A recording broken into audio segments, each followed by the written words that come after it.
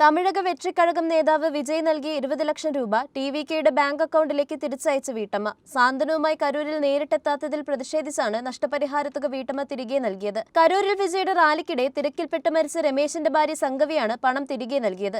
വിജയ് നേരിട്ട് അനുശോചനം അറിയിക്കാൻ വരാത്തതിനാലാണിതെന്നും പണത്തേക്കാൾ വലുതാണ് അദ്ദേഹം നേരിട്ട് സന്ദർശിച്ചുള്ള സാന്ത്വനമെന്നും സംഗവി പറഞ്ഞു. തിങ്കളാഴ്ച മഹാബലിപുരത്ത് നടന്ന വിജയുടെ കൂടിക്കാഴ്ചയ്ക്ക് തന്നെ വിളിച്ചില്ലെന്നും സംഗവി അറിയിച്ചു. സംഗവിയുടെ ഭർത്തൃ സഹോദരി ഭൂപതിയും ബന്ധുക്കളും മഹാബലിപുരത്തേക്ക് വന്നിരുന്നു. വിജയ് നടത്തിയ കൂടിക്കാഴ്ചയിൽ കരൂർ ദുരന്തത്തിനിരയായവരുടെ 37 കുടുംബങ്ങളാണ് മഹാബലിപുരത്ത് എത്തിയിരുന്നത്.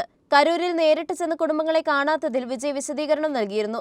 3 മണിക്കൂറിൽ കൂടുതൽ പരിപാടി അനുവദിക്കില്ലെന്ന് പോലീസ് പറഞ്ഞെന്നും എല്ലാവരോടും വിശദമായി സംസാരിക്കാൻ വേണ്ടിയാണ് ചെന്നൈയിലേക്ക് വരാൻ പറഞ്ഞതെന്നുമായിരുന്നു വിജയ് വ്യക്തമാക്കിയത്. ദുരന്തത്തിന് ശേഷം ആദ്യമായാണ് വിജയ് ദുരന്തത്തിൽപ്പെട്ടവരുടെ കുടുംബങ്ങളെ നേരിട്ട് കണ്ടത്. എല്ലാ കുടുംബങ്ങൾക്കും സാമ്പത്തിക സഹായവും കുട്ടികൾക്ക് വിദ്യാഭ്യാസ സഹായവും ഉറപ്പു നൽകി.